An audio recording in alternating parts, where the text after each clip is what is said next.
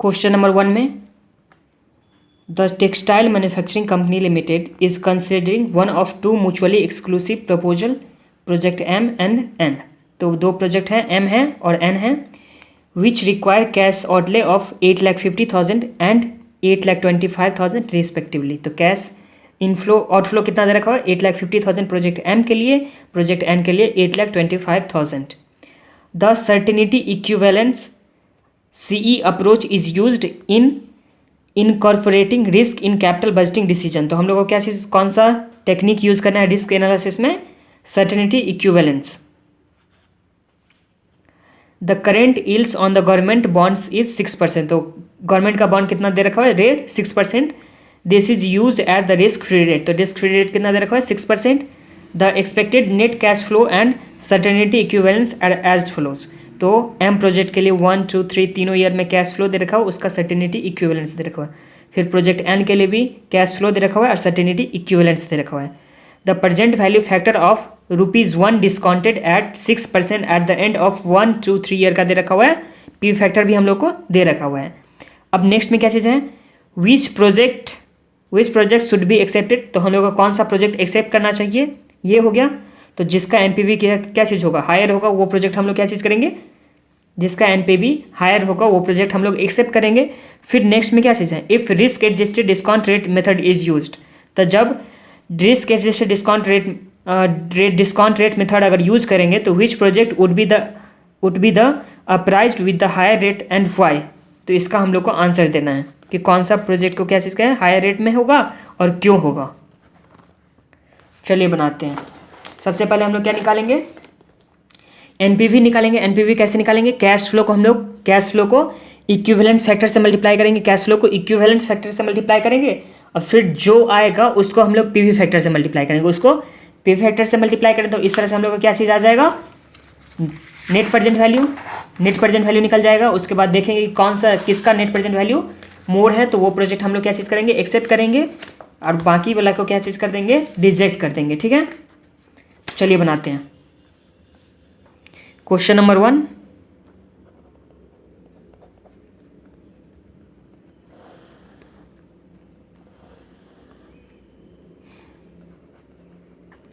Year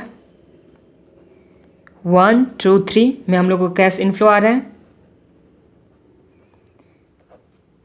cash flow कितना आ रहा है? हम लोग दोनों प्रोजेक्ट का अलग अलग बनाते हैं। ये कौन सा प्रोजेक्ट के लिए है? प्रोजेक्ट M के लिए।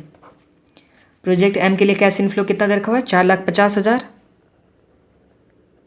फिर 5 लाख, 5 लाख। सर्टेनिटी इक्विवेलेंस कितना दे रखा हुआ है? 0.8, 0.7, 0.5। ये आ गया। तो हम लोग क्या चीज़ लेके एडजस्टेड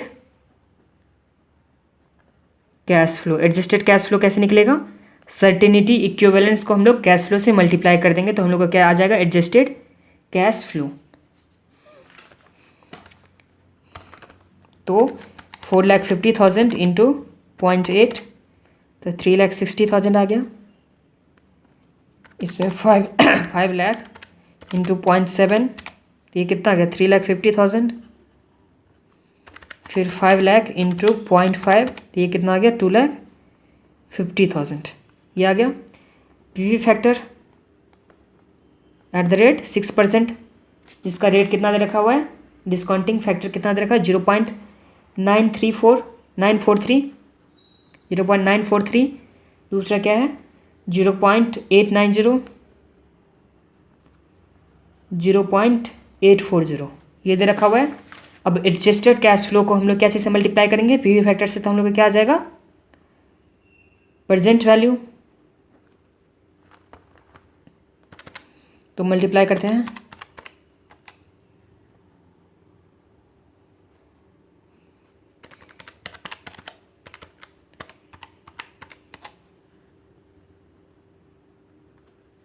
आप लोग भी बनाइए।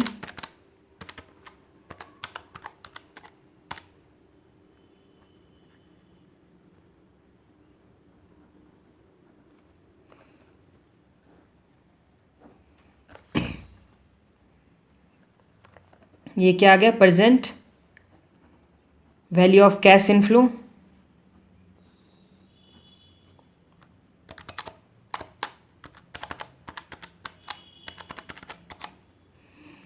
$8,60,980, 8,60,980 क्या आ गया, cash inflow present value of, और कैश आउटफ्लो कितना दे रखा हुआ था, कैश आउटफ्लो प्रोजेक्ट ए के लिए कितना था, 8,50,000, कितना था, 8,50,000। तो कैश इनफ्लो माइनस आउटफ्लो तो कितना आ गया, 10,980। ये क्या आ गया, नेट प्रेजेंट वैल्यू, क्या चीज़ आ गया, net present value, net present value कितना आ गया, 10,980, 10,980। अब प्रोजेक्ट कौन सा के लिए निकालना है, प्रोजेक्ट एन के लिए।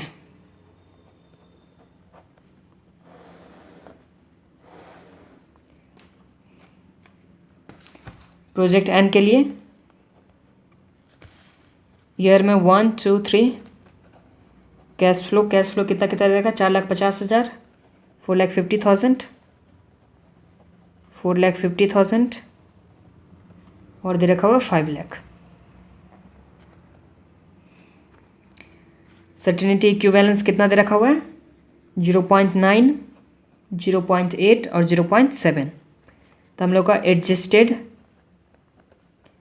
कैश फ्लो कितना आ जाएगा, एडजस्टेड कैश फ्लो कितना आ जाएगा, 4,50,000 इंटू 0.9 तो 4,05,000, फिर 4,50,000 इंटू 0.8 3,60,000, फिर 5 लाख इंटू 0.7 तो 3,50,000। ये हम लोग का आ गया। अब P V factor at the rate 6%, P V factor कितना दे रखा है 6% का, 0.943, 0.890 और 0.840 ये दे रखा हुआ है। तो एडजस्टेड कैश फ्लो को हम लोग पी वी फैक्टर से मल्टीप्लाई करेंगे।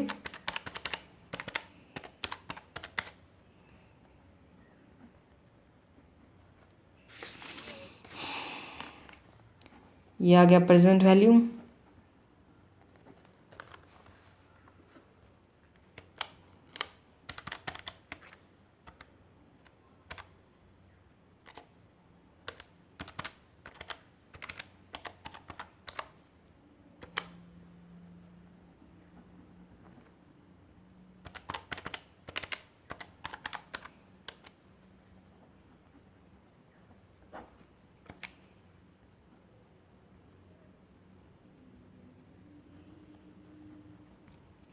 तो present value of cash inflow कितना आ गया,